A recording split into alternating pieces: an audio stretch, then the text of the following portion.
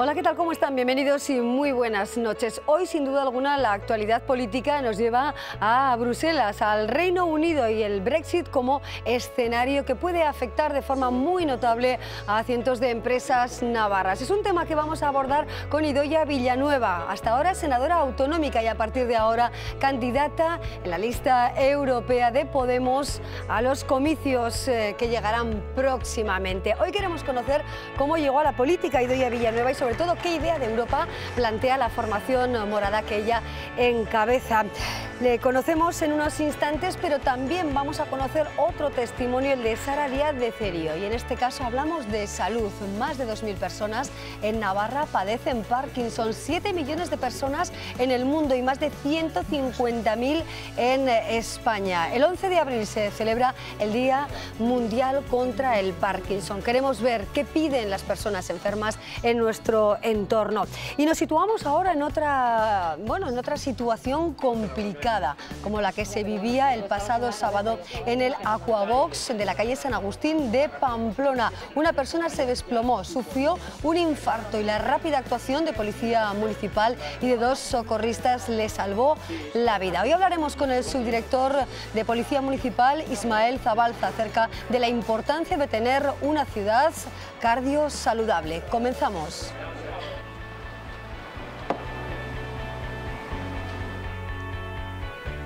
He escuchado alguna vez a Idoia Villanueva contar cómo llegó a Podemos, a la formación liderada por Pablo Iglesias de la mano de un amigo. Con él debatía mucho sobre temas sociales. Ese amigo ya no vive, pero ella sigue en primera línea política. Idoia Villanueva, ¿qué tal? Bienvenida, muy buenas noches. Buenas noches, ¿qué tal estás? Gracias por acompañarnos, Idoia. Encantada de estar aquí, como no puede ser de otra manera. Es así, ¿verdad? Tú irrumpiste en política después de debatir mucho con un amigo. Sí, la verdad es que la primera vez que nos acercamos a un círculo que estaban haciendo esto fue de la mano de un amigo que ya estaba metido ahí, un amigo con el que solíamos debatir mucho de política, pero sobre todo con el convencimiento de que nuestras abuelas, nuestros padres habían luchado mucho porque nuestra generación accediésemos pues, a una educación, a unos servicios básicos, y estábamos viendo, ¿no?, cómo vivíamos un momento en el país en el que todo eso estaba en juego, ¿no? Y creo que nos correspondía también como ciudadanas y como parte de esa herencia dar un paso adelante y poner nuestro granito de arena en lo que podíamos.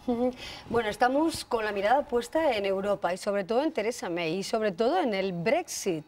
Sí. Tú has trabajado muchísimo, Idoia, en este entorno europeo, conoces bien la situación.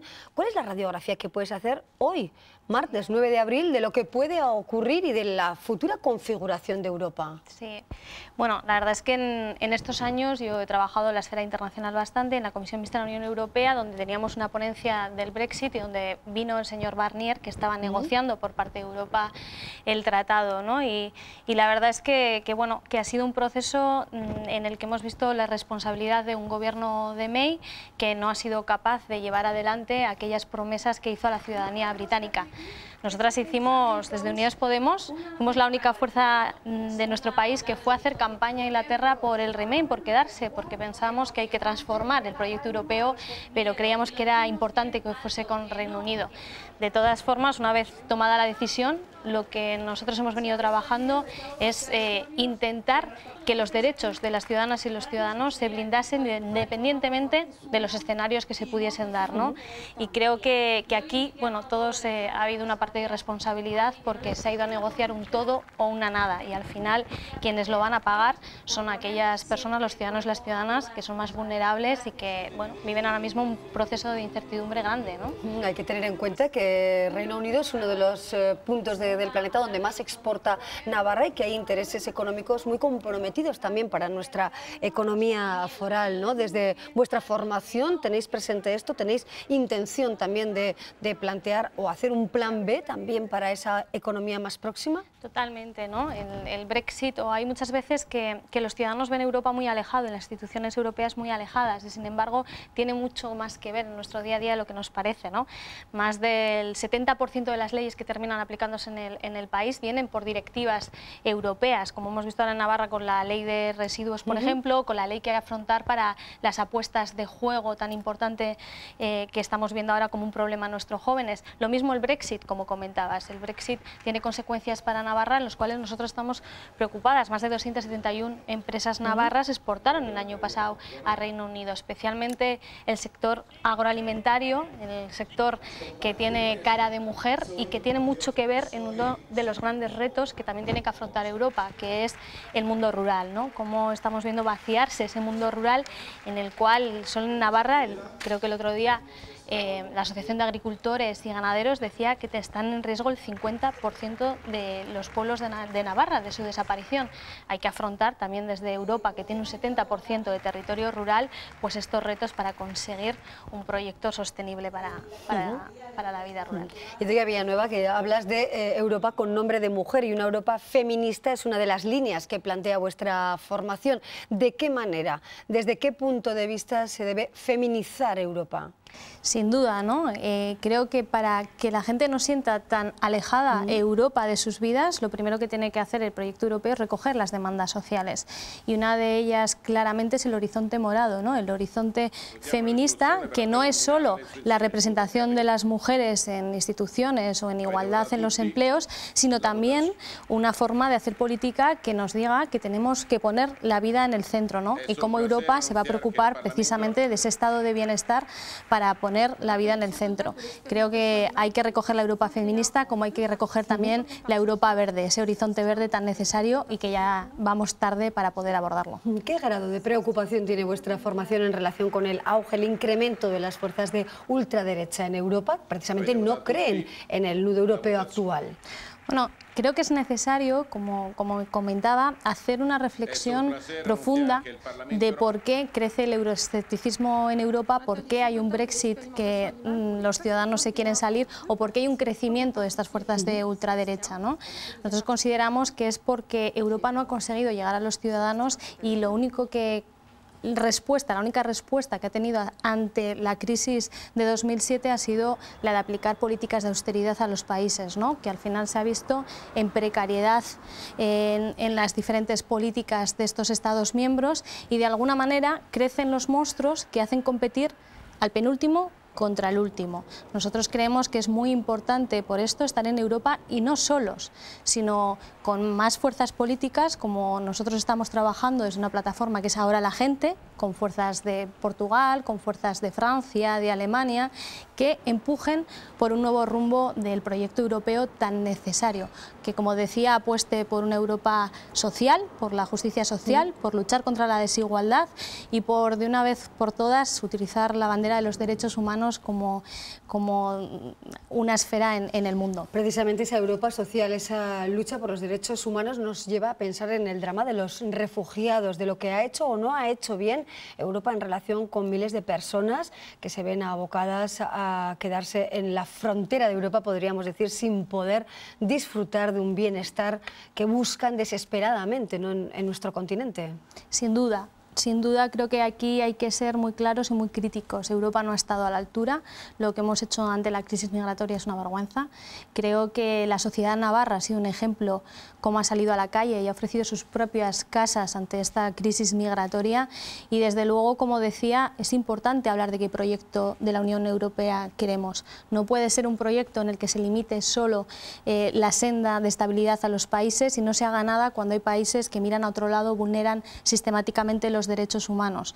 La crisis migratoria es necesaria, como no puede ser de otra manera, afrontarla con el derecho internacional, con los derechos humanos, pero también trabajando en las causas de esas crisis migratorias, de la política internacional y muchas veces intervencionista que estamos llevando a cabo, y también una crisis migratoria que nos viene por el cambio climático, ¿no?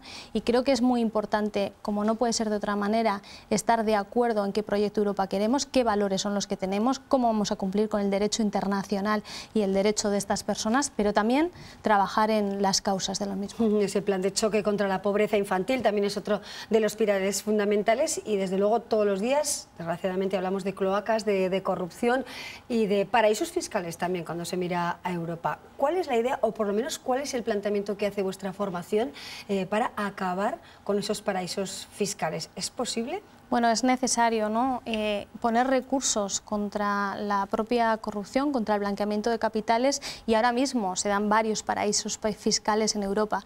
Por eso mismo no se puede dar un proyecto conjunto, un proyecto de unión, cuando se está permitiendo el dumping entre los diferentes estados europeos, cuando estamos viendo una diferencia de la Europa del Norte con la Europa del Sur, cuando estamos viendo cómo está creciendo esa desigualdad en los países de la Unión Europea. Es fundamental acabar con esos paraísos fiscales, trabajar por una armonización y también, bueno, que el Banco Central Europeo haga un papel de estabilización entre los países, ¿no?